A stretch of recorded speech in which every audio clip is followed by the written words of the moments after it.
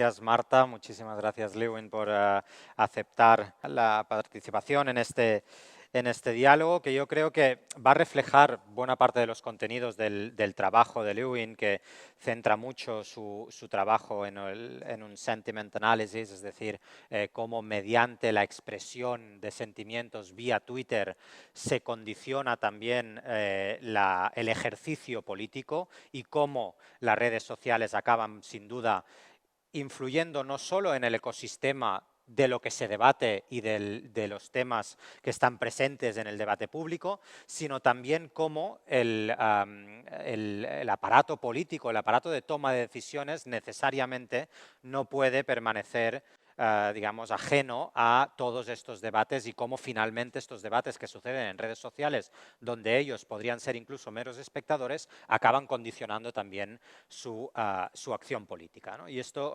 Lewin lo analiza en el ámbito particular de la política exterior de la Unión Europea y cómo la Unión Europea establece relaciones estratégicas con otros actores de la escena internacional, pero que también, por supuesto, esas relaciones vienen condicionadas por el impacto de las redes. Y ahora dejaré a Lewin que vaya más al detalle, pero para empezar este debate, sí me gustaría preguntaros una cuestión muy básica, pero que a veces en el debate público está muy presente cuando hablamos de la incidencia de las redes y en particular de Twitter.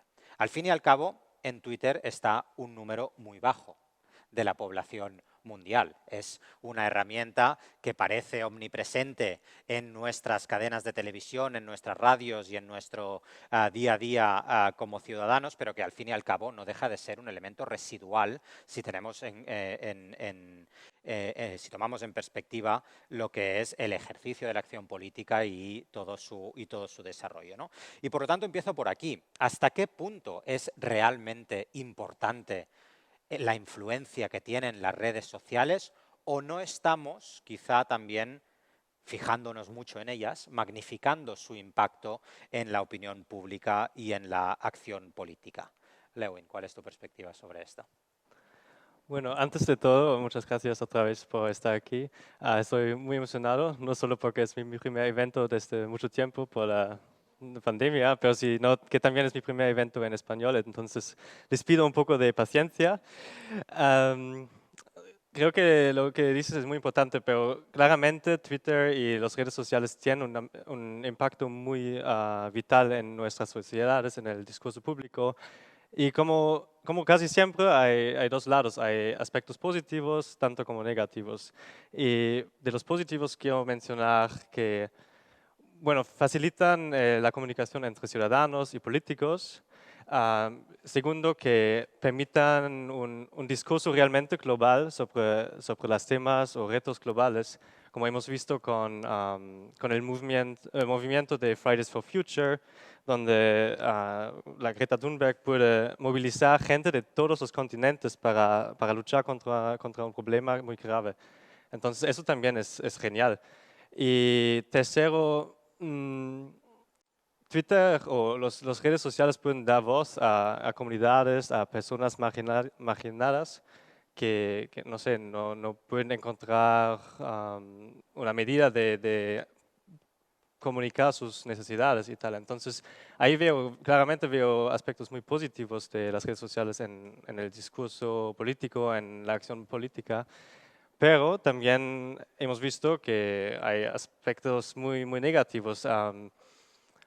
Una es que la anonimidad que existe en muchas partes de las redes sociales permite a mucha gente usar un tono o un discurso político que no se realizaría en un contexto como este. Entonces han aumentado mucho los insultos, las amenazas contra políticas y tal. Y de hecho, una compañera del trabajo mío del eBay ha escrito un paper que investiga también en Twitter, fue un poco la inspiración de mi paper, cómo los insultos se distinguen entre mujeres y hombres, entre políticos y políticas. Y se ve claramente que las mujeres son víctimas de insultos mucho más graves. Y creo que eso es un tema que también no se puede olvidar, que las bueno, que lo que está pasando muchas veces afecciona más a la gente marginada y más débil, digamos. Y por último, el tema de que se trata también mi trabajo es el tema de desinformación y fake news. Y todos sabemos que hay países que usan Twitter y el mundo online para avanzar sus objetivos internacionales. Hemos visto bueno, en las campañas de Trump contra Clinton, pero también aquí en Europa hay mucha intervención de tanto agentes extranjeros que no también ahora domésticos bueno, que atacan las ciencias con el tema del COVID, que atacan la confianza en las instituciones democráticas, etc. Entonces, por eso me he dedicado a estudiar esto, porque creo que sí es importante y es importante que entendamos lo que está pasando, cómo va el discurso y, bueno, cómo podemos reaccionar como una sociedad democrática.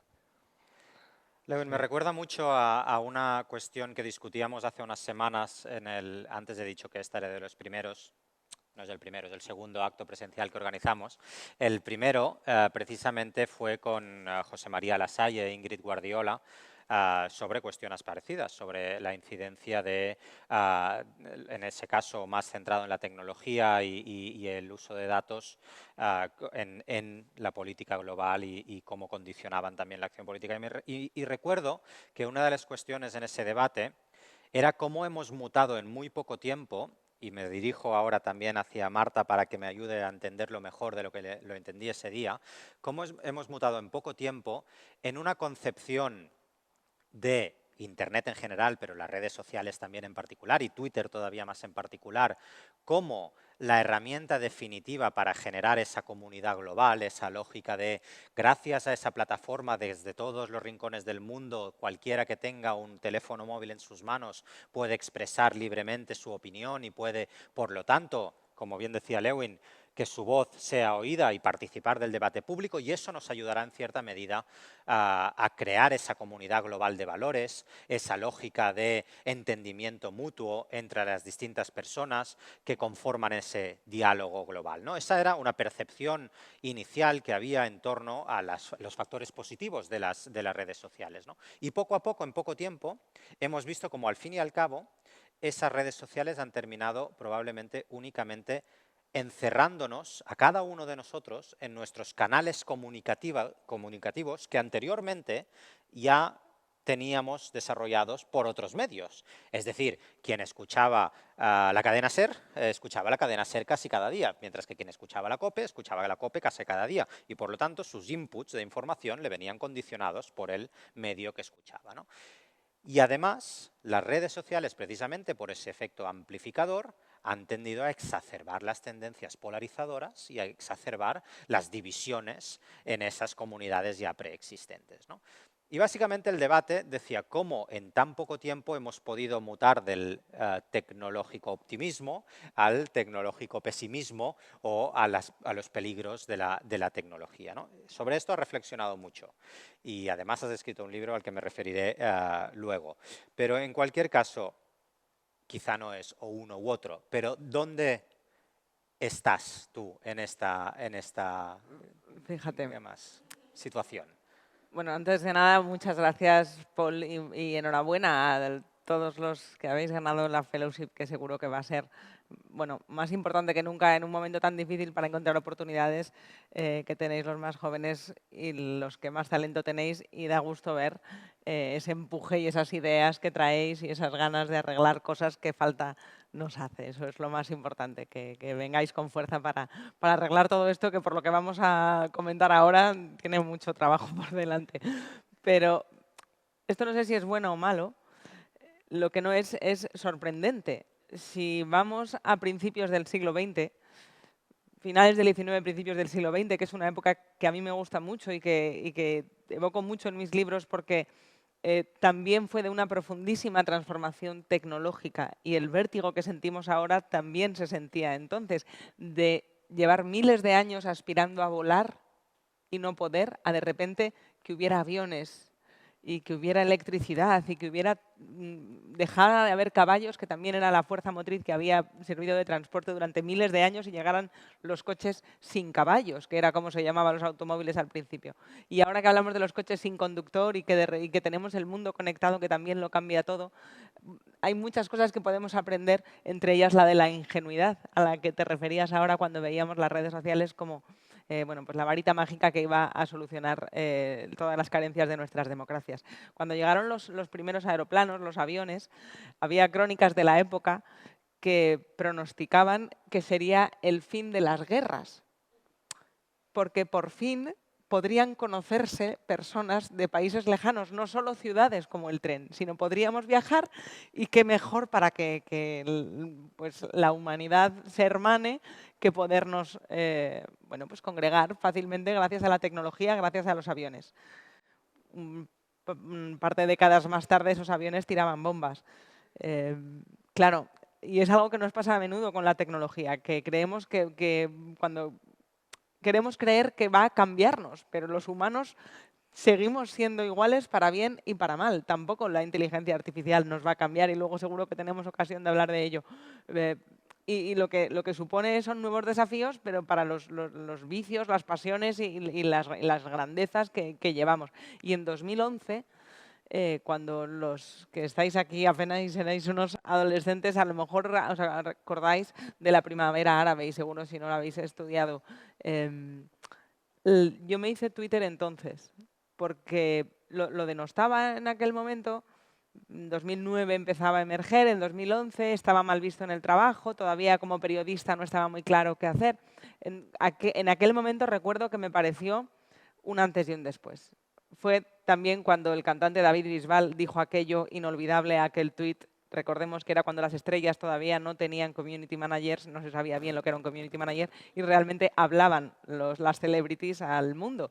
Y David Bisbal escribió, a ver si acaba pronto esto, que las pirámides están muy poco transitadas. A ver si se arregla lo de Egipto, que las pirámides están poco transitadas. En aquel momento decidí hacerme Twitter porque pensé que esto iba a ser una herramienta del antes y el después. Y se escribió mucho de que iba a ser el elemento que permitiera la democracia directa, y efectivamente, antes de que fracasaran las primaveras árabes, a lo mejor con la excepción de Túnez, sí que parecía que por fin en aquellos países donde la libertad de expresión no existía podía ser un cambio, y que no se podían poner muros al mar. Y resulta que sí que se pueden poner muros a las IPs y al mar, y no solo eso. 10 años después de ver el Twitter como la herramienta democratizadora de los países emergentes, hemos visto al principal país, o a la primera potencia mundial, ponerse en juego, temblar la democracia estadounidense por un tuit del presidente de Estados Unidos entonces. Y es Twitter, es la misma herramienta, y solo son 10 años, pero lo cambia todo. Era lo que podía fortalecer la democracia y lo que podía derribarla. Pero la herramienta es la misma, y los humanos también somos los mismos. Y bueno, como cualquier tecnología, se puede utilizar para el bien o para el mal. Y preguntabas al principio, Paul, si estábamos sobredimensionando Twitter, si es realmente tan importante como nos gusta pensar a los periodistas y a los políticos y también a algunos investigadores. Y creo que, sin duda alguna, al menos en mi experiencia, y encantada de debatir sobre ello, es enormemente relevante y es muy poco representativo. Es muy relevante porque realmente cambia los consejos de ministros. Me consta que hay tweets que cambian hasta la declaración de la República Catalana. Lo cambió un tuit del diputado Gabriel Rufián. Según cuentan las crónicas, aquello transformó mucha de la política que tenían entonces el gobierno de la Generalitat. Es enormemente influyente, pero sí que es como una lupa que la pones al revés y distorsiona, como los espejos de Valle Inclán. Y es algo que tenemos que tener muy presente los medios para no contribuir a ese efecto. Pero creo que ya ni siquiera importa tanto qué digamos los medios, porque he hablado con muchos diputados de esto del Congreso de los Diputados. y reconocen que ellos están continuamente pendientes de Twitter durante las sesiones de control y durante las propias comparecencias. Hablan para Twitter, hablan en frases de 180 caracteres para Twitter, para el clip que va a ir en Twitter. Y luego las televisiones lo recogerán, pero en su mente lo que está configurando el discurso ya de partida no solo son los temas que va a haber, sino a ver si me viralizo. No a ver si arreglo esta proposición, esta PNL, no, es a ver si me viralizo. Y eso creo que tiene una influencia más perjudicial que positiva en este punto, pero que lo tenemos que tener presente en los medios también para desacralizarlo, para desnudar ese problema que tenemos de falta de profundidad y a menudo bueno, de una superficialidad que busca esa palabra tan horrenda que seguro vais a entender, que también ha puesto de moda Twitter, que es el zasca. El zasca. El zasca no se entiende sin Twitter. Y es algo que creo, al menos a la política entendida como aquello que soluciona los problemas de los ciudadanos, aporta poco. Pero sí es entretenido y tiene también mucho que ver, pero esto lo dejo para más adelante, con cómo está configurado los propios algoritmos de Twitter, que eso en 2011 no lo teníamos tan estudiado como ahora. ¿Qué tipo de contenidos son los que promueven las redes sociales? Y no solo Twitter, también Facebook, Instagram y TikTok. Es otro caso también de estudio muy interesante para futuros papers, os lo recomiendo. ¿Cómo funciona? Y solo apunto brevemente el tema de TikTok por si luego se me olvida, porque aquí con tantas mentes brillantes queriendo investigar, de verdad merece mucho la pena, y avisadme para que luego yo escriba el artículo en el Confidencial cuando tengáis los resultados de la investigación. TikTok, que es un gigante, que sabéis, chino, de partida quiere capar el discurso político. Todo lo que funciona en Twitter es lo que no funciona en TikTok. La esencia misma con la que se configura la herramienta, por razones obvias, es para que, si es Black Lives Matter, pues el hashtag Black Lives Matter no va a ser promocionado por el algoritmo. Están muy pendientes en las estructuras para promocionar los bailecitos, el maquillaje, las tonterías con bebidas gaseosas que hacen burbujar las mascotas, lo superficial, entretenido e inofensivo políticamente. ¿Qué pasa? Que, insisto, el algoritmo puede querer eso y los dueños de los algoritmos pueden querer eso, pero los humanos seguimos siendo los mismos y la política está en nuestro día a día y nuestras intenciones de cambiar el mundo también. ¿Qué está promocionándose ahora mucho? Y en Estados Unidos esto se vio mucho con el Black Lives Matter, pero también con otros movimientos de búsqueda de justicia social. Digamos que está un poco en 2011, TikTok. Las personas que quieren hacer un discurso feminista, polémico, transformador, y saben que en TikTok no vale con que no existe el retweet. TikTok es el algoritmo decide qué es lo que promociona y qué no. Te aparecen vídeos que se entiende, te van a gustar, pero el usuario tiene muy poco que decir ahí. Es muy chino. La gente hace sus discursos políticos bailando y maquillándose, porque sabe que así engaña al algoritmo. Y efectivamente es una herramienta de comunicación muy poderosa que las nuevas generaciones están teniendo muy claro cómo engañar al algoritmo. ¿Quieres que me pinte mientras te cuento por qué hay una discriminación de género? Pues me voy pintando y así el algoritmo no cree que yo vaya a ser nada subversiva. Y me parece enormemente representativo también porque estamos en un momento en el que cuando se corra la voz ya no va a funcionar, pero por eso digo que estamos en el 2011 de TikTok, pero indudablemente tremendamente influyente, muy poco representativo del mundo real. Después volveré a esta cuestión que pones encima de la mesa y que tu libro también trata con profundidad, que es el algoritmo versus el factor humano, ¿no? Y que ahora has dado un muy buen ejemplo de ello con TikTok. Pero volveremos a esto. Antes, déjame volver a ti, Lewin, porque hay un elemento que también Marta ha puesto encima de la mesa, que es, y que ahora has terminado hablando de la relevancia, pero no la representatividad de esto, podemos hablar de Twitter y de los políticos, hasta qué punto están pendientes o no, pero focalicémoslo un momento en el ámbito de tu trabajo, que es el de la investigación, ¿no? Como buen estudiante del IBEI, sabes perfectamente esa tradicional y conocida quote en teoría de las relaciones internacionales, de la teoría crítica de las relaciones internacionales, que dice "Theory is always for someone and for some purpose". Es decir, no hay teoría neutra.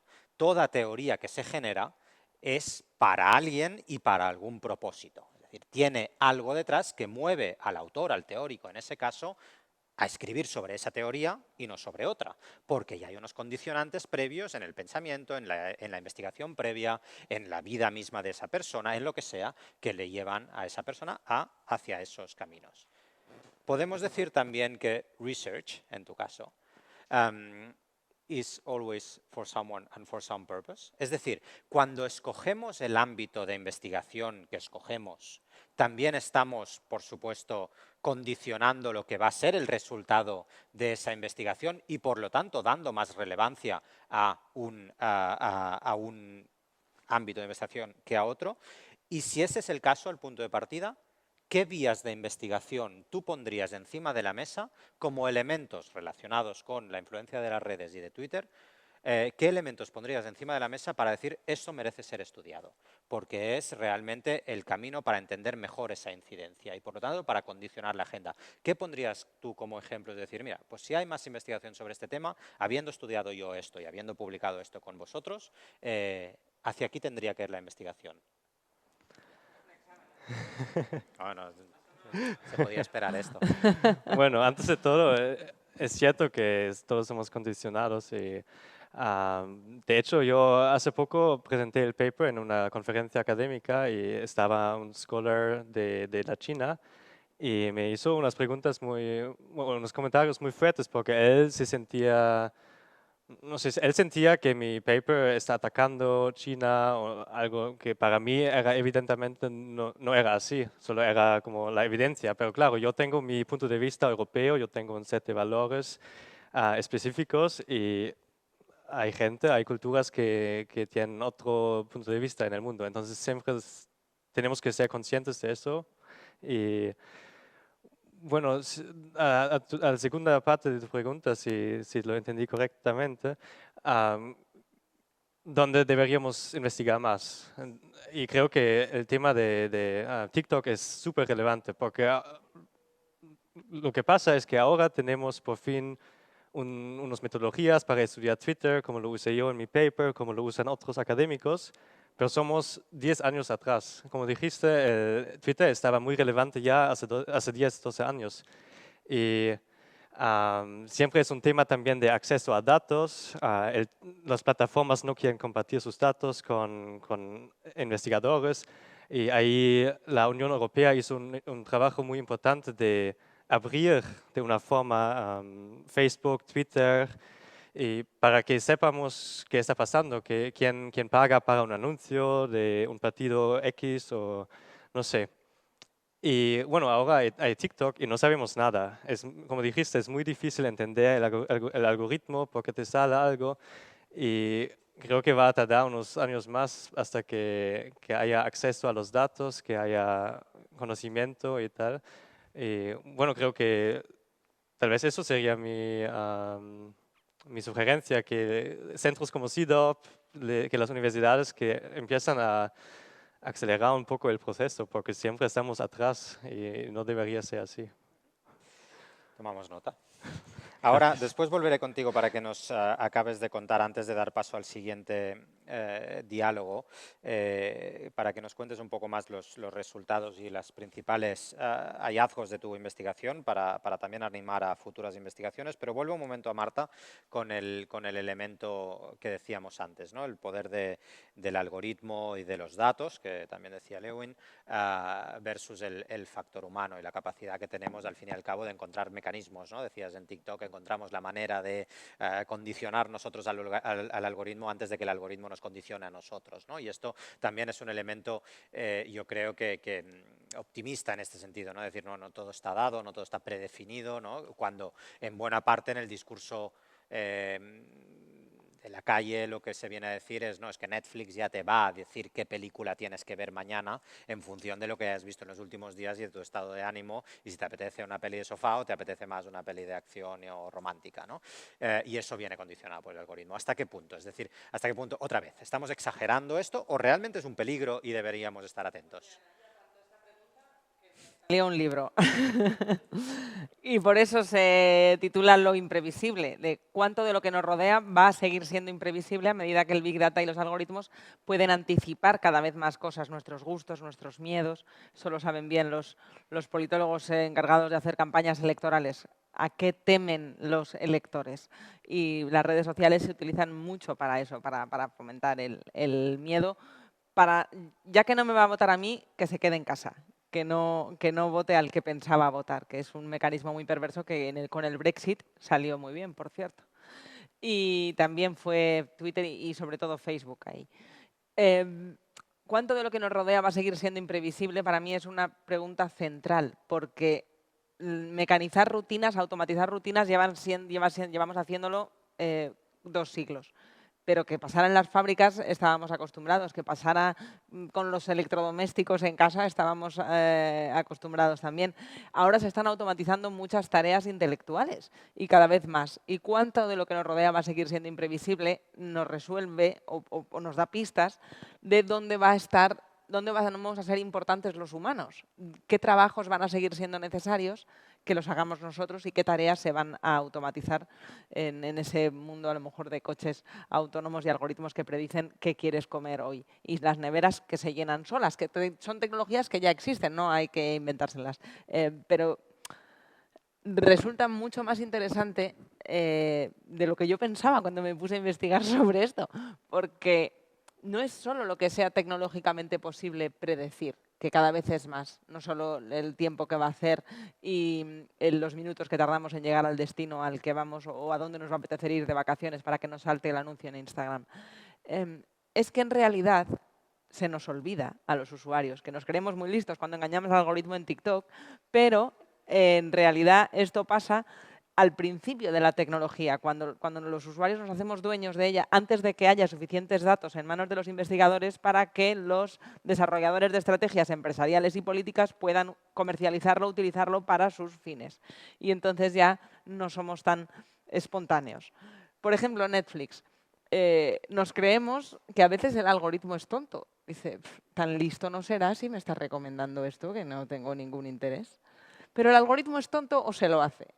Porque, claro, se nos olvida que todos estos algoritmos predictivos del Spotify, de Netflix y de todos los demás, y de las empresas de aerolíneas, no trabajan para nosotros.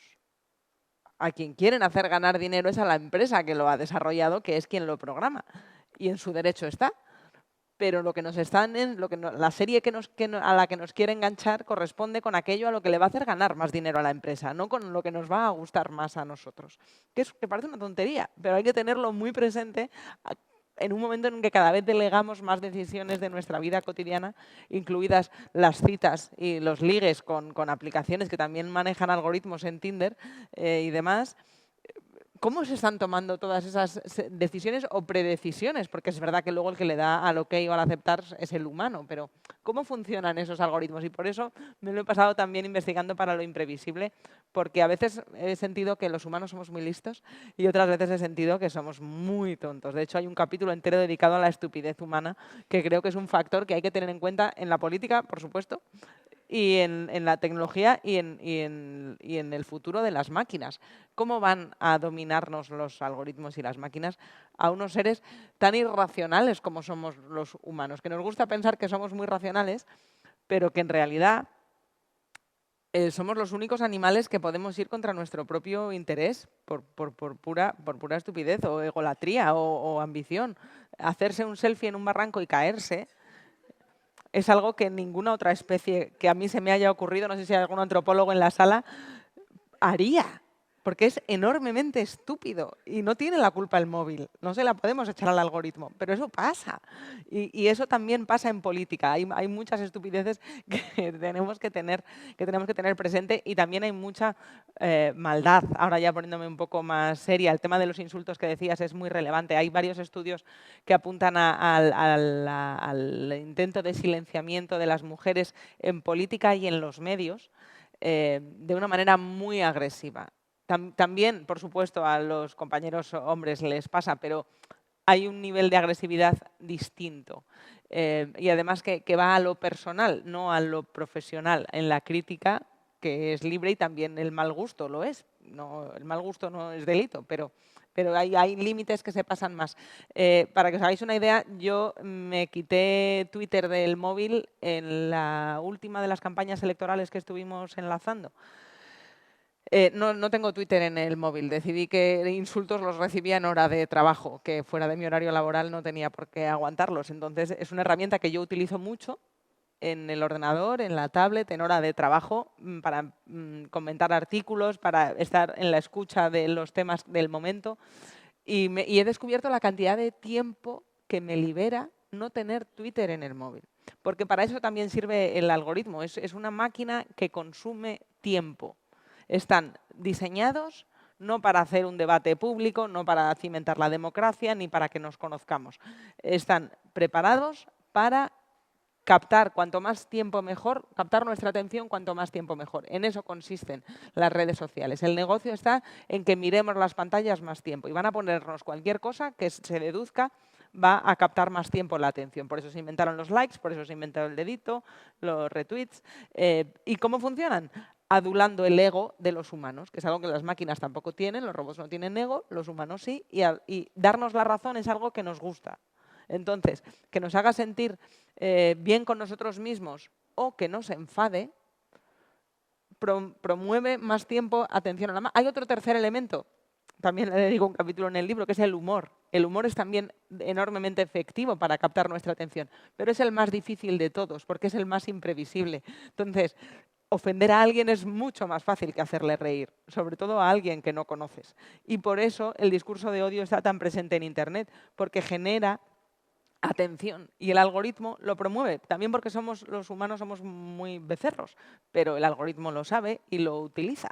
Y el hecho mismo de que esté fomentando la agresividad, porque podrían ser menos visibles esos comentarios, son más visibles porque generan indignación y la indignación genera atención y entonces estamos todos pendientes. Y es un círculo vicioso muy perverso. En un punto, y esta es otra idea que os doy por si queréis investigar por ahí, en el que ya sabemos, los periodistas lo sabemos, que todos los partidos políticos, absolutamente todos, ya tienen enormes redes de manipulación de la opinión pública. Algunos son más transparentes que otros, pero todos lo hacen. Y eso se nota porque es en campaña electoral cuando todo el mundo enloquece más. Cuando emitir cualquier información que perjudica a un partido parece que te convierte en el de enfrente y además en una persona que atenta contra la estabilidad mundial. Y estos son mecanismos de agresión a los opinadores que arrastran a su vez luego a votantes o a gente muy acérrima, pero que es una conversación falseada. Por eso cada vez va a ser más difícil para vosotros medir cuál es el sentimiento de la gente en las conversaciones, porque está enormemente manipulado por granjas de bots, a veces son humanos, a veces no, que realmente están remunerados para intoxicar ese debate y atraer a la gente. Hacerle creer a la gente que el debate está polarizado, la polariza. Porque cuando crees que todo el mundo está ahí, pues tú no quieres quedarte solo, dices, pues tendré que tomar partido. Y no es verdad. Y eso creo que es enormemente importante, porque también hay otro fenómeno en las redes que pasa, y es que hay mucha más gente observando que hablando. Y el que opina, y también eso en el Confidencial tenemos abiertos los comentarios a los artículos. Y a veces es desolador porque realmente solo opina el que quiere criticar en plan mal, el agresivo. Quien está de acuerdo normalmente lee un artículo y dice, pues qué bien, o qué interesante, y no se queda, tiene otra cosa que hacer en su vida más que estar ahí dedicando minutos, ¿no?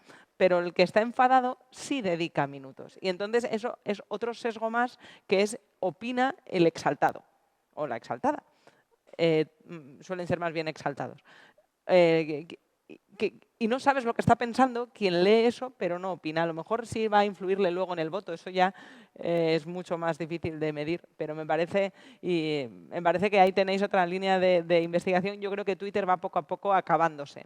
Está demasiado agotada, o sea, es demasiado manipulable ya. Lo conocemos también que es demasiado manipulable. Y hacen falta otras redes que todavía tengan espacio para la credibilidad de las audiencias, porque ahora mismo, si uno ve los trending topics, os animo a que hagáis, yo madrugo mucho porque entro en la radio temprano, pero si veis cuáles son los trending topics a las 7 de la mañana, aparte que luego cada uno ve trending topics diferentes, ya no todos vemos el mismo, están dirigidos, porque no puede ser, siempre hay el nombre de una periodista o de un político que es trending topic a las 7 de la mañana y acaba de empezar a serlo. Es una campaña orquestada, porque a no ser que haya pasado algo realmente relevante, antes los trending topic eran mucho más random. Ahora tienen un interés, una agenda, y eso hace que poco a poco, creo, la gente vaya siendo cada vez más descreída de la herramienta. Pero también, por dejar algo positivo de ella que me reconcilia con las redes y con Twitter en el ámbito de la política y de la política internacional y de la Unión Europea, que es a lo que dedicas tu trabajo, que sin duda es muy interesante, también sirve para crear algo tan difícil como la identidad europea, que a los europeos nos sale cuando, comentabas antes, hablando con alguien de China, que de repente te sientes europeo cuando estás con alguien que no lo es o que está en las antípodas de tus valores, porque entendemos qué es lo que tenemos en común. Pasó gracias a Twitter, que se convirtió en agenda política y que llegó a marcar agenda en Bruselas y unió a la opinión pública de los europeos, el escándalo con la presidenta de la Comisión Europea, con von der Leyen, cuando no se pudo sentar en la visita a Ankara. Sin Twitter, eso no pasa, porque a los periodistas que estaban allí no se le dio más importancia, aquello pasó sin más, y de repente ver la imagen de la presidenta de la Comisión Europea sentada en un sofá relegada, porque los sitios lo tenían el presidente Erdogan y Michel, el presidente, el belga, que ahora mismo no me sale, como el Consejo Europeo, Charles Michel. Aquello generó una indignación que tuvo que larvarse y que no fue dirigida, porque tuvo 48-72 horas de onda expansiva, que es lo que lo hace creíble. Cuando pasa todo a la vez es cuando está dirigido. Y de repente tardamos 48 horas las europeas en decir, bueno, ¿esto qué es? Esto es una vergüenza. Y empezaron las reacciones a continuación, porque esa misma noche, cuando se pidió comparecencias, Charles Michel hizo solo un post en Facebook, como toda explicación, que fue peor que si no hubiera dicho nada, y generó más indignación todavía. Y fue la presión en las redes que ahí sí puede hacer reaccionar a los políticos y de una manera espontánea que todavía es posible, y eso cuando sucede, pues me reconcilia con las redes. Pues ya has introducido el tema último para dar paso al siguiente debate, pero sí le pediría a Lewin que nos explique cómo en política exterior, que tradicionalmente y en política exterior europea es un ámbito en el cual la politización y la polarización es menor comparado con otros ámbitos de la acción europea, como pueden ser las migraciones, por ejemplo, o también la zona euro durante la crisis del euro. Todo esto está muy politizado, pero política exterior tradicionalmente está menos en el debate público. ¿Esto ha cambiado? ¿Cuáles son las conclusiones principales de tu trabajo por lo que se refiere a la incidencia de las redes sociales en política exterior? Muy bien. De hecho, eso va también a lo que dijiste de la importancia de Twitter, si sigue o no, porque mis datos, por lo menos, indican que sí. Por lo menos el trend de los últimos 5 años ha sido que el volumen overall, general de tweets, ha sido relativamente estable. Pero los tweets que yo he investigado, que se tratan de las relaciones exteriores de Unión Europea con unos países, eso sí ha aumentado mucho. Entonces, el parte relativa de gente que habla de esos temas ha crecido y sigue creciendo, por lo menos hasta ahora. No sabemos. Ahí no sé cómo. También, bueno, por el momento no pude incluir los Estados Unidos, pero lo voy a hacer en un futuras versiones seguramente. Bueno, pero lo que dices tú de la polarización, creo que los dos países que también he incluido en mi trabajo, China y Rusia, que, bueno, sobre todo Rusia, ahí sí hay temas muy polarizadas y muy confrontales. Y eso hemos visto también en la base de datos cuando hubo el poisoning de Skripal o bueno, algún incidente relacionado con el conflicto en la Ucrania, se ve una aumentación muy fuerte de los tweets y del interés público. Y también se ve que los temas de que la gente más habla en este caso son los de bueno, justo de eso, de la Ucrania, de desinformación, sí, bueno, de todos esos temas que están muy altos en la agenda de la Unión Europea también. Entonces creo que sí ahí se puede ver la vinculación entre los dos. Sí. Bien.